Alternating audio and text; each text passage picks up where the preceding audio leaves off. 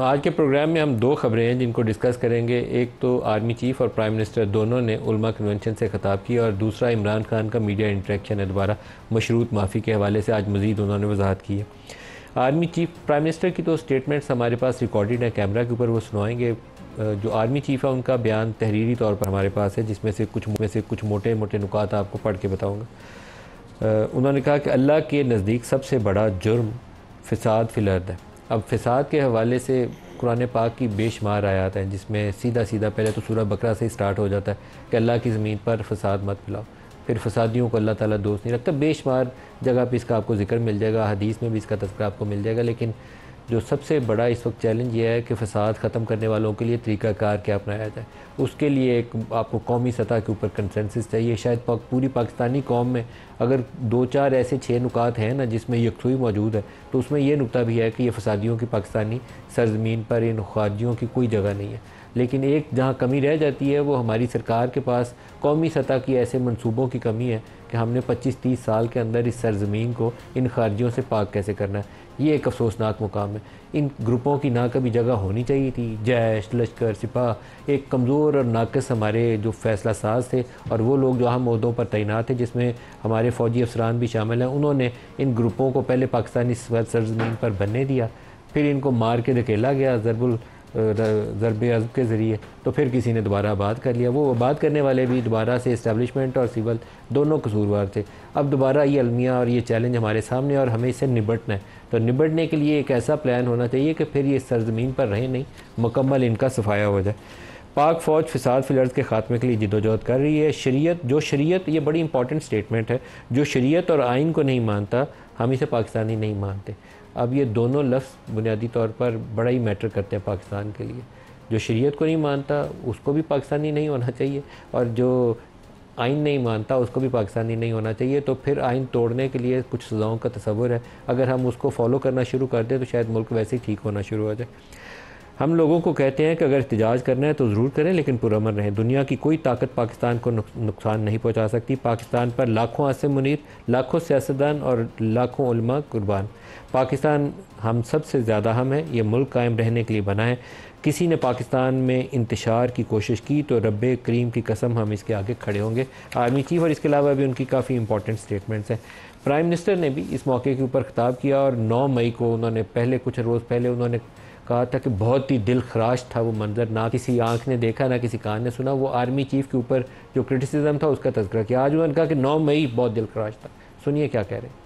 9 मई का वाक़या आपके सामने है। इससे ज़्यादा दिलखराश वाक़या पाकिस्तान की तारीख में कोई नहीं हुआ। वो लोग जो पाकिस्तानी होने का दावा करते हैं और उस लिबादे में दुश्मनी कर रहे हैं, हमें उनको पहचानना है, उनका मुकाबला करना है। सोशल मीडिया पर जो झूठ बोला जाता है, हकायक को मस्ख किया जाता है, जो गाली गलोच का बाजार गर्म है, ये सिपाहसालार फौजी अफसरान, उनको आज सोशल मीडिया पर जिस तरीके से बेहुरमती की जा रही है, ये काबिल अफसोस है। इसमें कोई पॉलिटिकल डिवाइड नहीं होनी चाहिए। इसमें इत्तफाक़ राय होना चाहिए कि सोशल मीडिया को आपको अक्लमंदी से इस्तेमाल करना है, आग लगाने के लिए इस्तेमाल नहीं करना। हमारे माजी में ऐसी मिसालें मौजूद हैं कि पाकिस्तान तहरीक इंसाफ के लिए एक मीडिया सेल बनाया गया था, और उस मीडिया सेल के अंदर काम करने वालों की तरबियत गाह कहाँ थी। मैं उन सारे लोगों का नाम लूँ तो मुझे नोटिस आ जाएगा, मैं नाम नहीं ले सकता, लेकिन बुनियादें हमने ख़ुद खोखली अपनी की हैं। उन लोगों को, यूट्यूबर्स को जिनको बाद में उठाया गया, उनको तरबियत किसने फ़राहम की थी।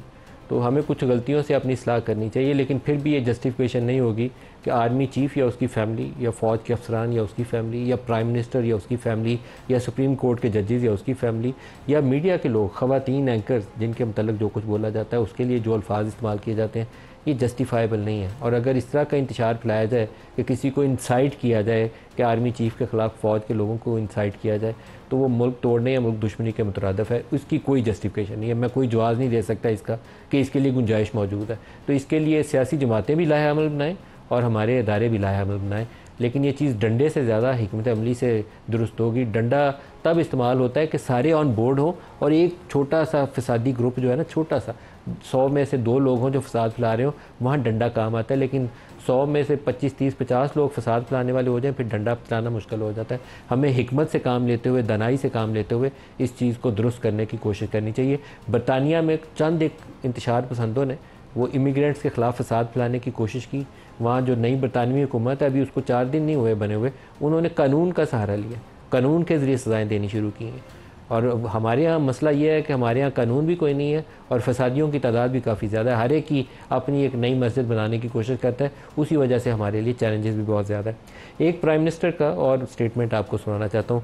मौजूदा हुकूमत के मतलब मेरी राय ये है कि 8 फरवरी के इंतखाबात के नतीजे में शहबाज शरीफ साहब की हुकूमत तो बन चुकी है, लेकिन पाकिस्तान के दाखिली हालात की वजह से जो फॉर्म 45 और 47 का इशू है इंतखाबात की क्रेडिबिलिटी के हवाले से, ये अनपॉपुलर गवर्नमेंट है। और वो कोई बड़ी साफ़ सुथरे इलेक्शन से बनी हुई हुकूमत भी हो ना, जिसके सामने चैलेंजेस, इकनॉमिक चैलेंजेस बहुत ज़्यादा और उसको सख्त इक़्तिसादी इक़दामात लेने पड़े, वो भी अनपॉपुलर हो जाती है लोगों की नज़रों में। इन्होंने सैलरीड क्लास पे जो टैक्स लगाया, दूध पे टैक्स लगाया, उसके नतीजे में ये पॉपुलर नहीं रह सकते। लेकिन मौजूदा जो हुकूमत है, इसके लिए सबसे बड़ा चैलेंज इंतखाबात की क्रेडिबिलिटी का है। तो अब उससे बचने के लिए शहबाज शरीफ साहब ऐसे वो तारीफ़ी जुमले जो हैं वो इस्तेमाल करते हैं। यहाँ से कुछ अर्सा पहले 12 को में एक पुल का इफ्तिताह हो रहा था, तो इन्होंने कहा आर्मी चीफ़ का भी शुक्रगुज़ार हूँ, फ़ौज के सिपह सलार का शुक्रगुज़ार हूँ, farmer army chief general Bajwa का भी शुक्रगुज़ार हूँ। कोई बंदा जितने याद आ सकते थे उन्होंने सारों का शुक्रिया अदा कर दिया पुल के इफ्तिताह के मौके पर। तो आज तो आर्मी चीफ सामने बैठे हुए थे, तो उन्होंने पूरी कोशिश की कि जितने तारीफ़ी जुमले बोल सकते हैं कि कुरान पाक वो हाफ़िज़ कुरान है, तो कुरान पाक इनके हिफ्ज़ भी है और वो नूर इनके अंदर से नज़र भी आता है। बस उनके हाथ पे बैत करने की कसर थी। मुझे लगता है कि वो प्रोग्राम के बाद जब कैमरे बंद होंगे तो हो सकता है शहबाज साहब ने बैत भी कर ली हो। दिखाइएगा जी क्या कहा उन्होंने। जितना तावन सियासी हुकूमत और आइनी इदारों के दरमियान आज है, शायद इतना तावन पहले उसका मुशाहिदा पहले नहीं किया था। आइंदा के लिए एक रोल मॉडल है सिपह सलार। कुरान के न सिर्फ वो हाफिज हैं, बल्कि आपने खुद देखा कि कुरान करीम का नूर न सिर्फ उनके दिमाग और दिल में रचा बसा है। यहाँ पर बैठे ये सिपह सलार, ये सामने बैठे जो फौजी अफसरान, दहशत गर्दी के खात्मे के लिए उन्होंने बड़ी बड़ी अजीम कुर्बानियां दी हैं। ये हमारी सियासी हुकूमत और हमारे इदारे सिपह सलार पूरी तरह यकसू हैं, यकजहां दो कालिब की तरह। तो यही वो तरीका है कि पाकिस्तान को इन मुश्किलात से निजात दिलवाई जा सकती है। जो आज प्रोग्राम में हमारे साथ शुरू है मोहसिन शाहनवाज रांझा साहब हैं PMLN से, ऑन अब्बास बप्पी साहब हैं PTI से और शजील मेमन साहब हैं वज़ीर इत्तलात से। इन सबको प्रोग्राम में खुशामदीद कहता हूँ। रांझा साहब, जो आज चैलेंजेस जिनका तज़किरा किया गया, दहशत गर्दी, फसाद फिल अर्द, ये चैलेंजेस हमारे सामने बड़े अरसे से है, लेकिन हम कभी एक ग्रुप को कहते हैं ये पाकिस्तान दुश्मन है, एक को कहते हैं ये पाकिस्तान के अंदर नहीं करता, बाहर जाके करता है, फिर मार के भगाते हैं हम, सैकड़ों जवान हमारी कुर्बानियाँ देते हैं, फिर ला के बसा भी लेते हैं। कोई आपको अकाउंटेबिलिटी का प्रोसेस भी बनाना चाहिए। देखिए, जो आप माजी में पाकिस्तान की जो तारीख़ रही है और जो ऑपरेशंस और हमारे ख़ास तौर पे क्रॉस द बॉर्डर जो अफ़गानिस्तान के हालात रहे, उनका काफ़ी असर पाकिस्तान के ऊपर नज़र भी आया, कई सालों से देख रहे हैं। और फिर जब भी वहाँ पर कोई इस तरह के मामलात शुरू होते हैं तो उसके असरात पाकिस्तान में नज़र आते हैं। और जब हमारे जवान और ख़ास तौर पे हमारे जो KPK का जो हमारा एरिया है, वो फ्रंटियर प्रोविंस है हमारा, वहाँ पर आपको ये ज़्यादा चीज़ें नज़र आती हैं। और वहाँ पे उनका जो एक नज़रिया है और जो बेसिकली वो नज़रियात को उभार के लोगों को कायल करते हैं और फिर एक निज़ाम की बात करते हैं, उसके ख़िलाफ़ पाक फ़ौज ने और मुख्तलिफ़ हुकूमतों ने कुर्बानियाँ भी बहुत दी हैं और शहादतें भी दी हैं, सियासी शहादतें भी हुई हैं, फ़ौज की भी शहादतें हुई हैं, बल्कि ऑल वॉक्स ऑफ लाइफ के तमाम लोगों ने शहादतें दी हैं। और ये एक शहादतें देने के बाद उनको दोबारा अंदर क्यों आने दिया, ये मैं उसी तरफ आता हूँ जी। अब अगर वो लोग यहाँ पर अंदर आ गए तो उनको ज़रूर ये देखें कि ये जो पीछे से सारा कुछ हमने ख़ुद एक सफ़र किया, एक पूरी बुनियाद बनाई, बुनियाद बनाने के बाद दोबारा उन लोगों को वापस ले आया गया और आज फिर वो हालात वहाँ पर लेकर चले गए हैं जहाँ पर आज से 10-15 साल पहले जब हमने ज़रब अज़ब से पहले के जो हालात थे वहाँ पर वापस पहुँच गए। तो इसके जो भी जिम्मेदार है ख़ासतौर पर तहरीक इंसाफ के दौर में, ये सिर्फ तहरीक इंसाफ में उस वक्त की मिलिट्री एस्टेब्लिशमेंट के लोगों को आपको पूछना पड़ेगा। हाँ, वो हुकूमत उनकी थी तो जाहिर है जमहूरी हुकूमत को पहला सवाल होता है, एस्टेब्लिशमेंट को दूसरा सवाल होगा।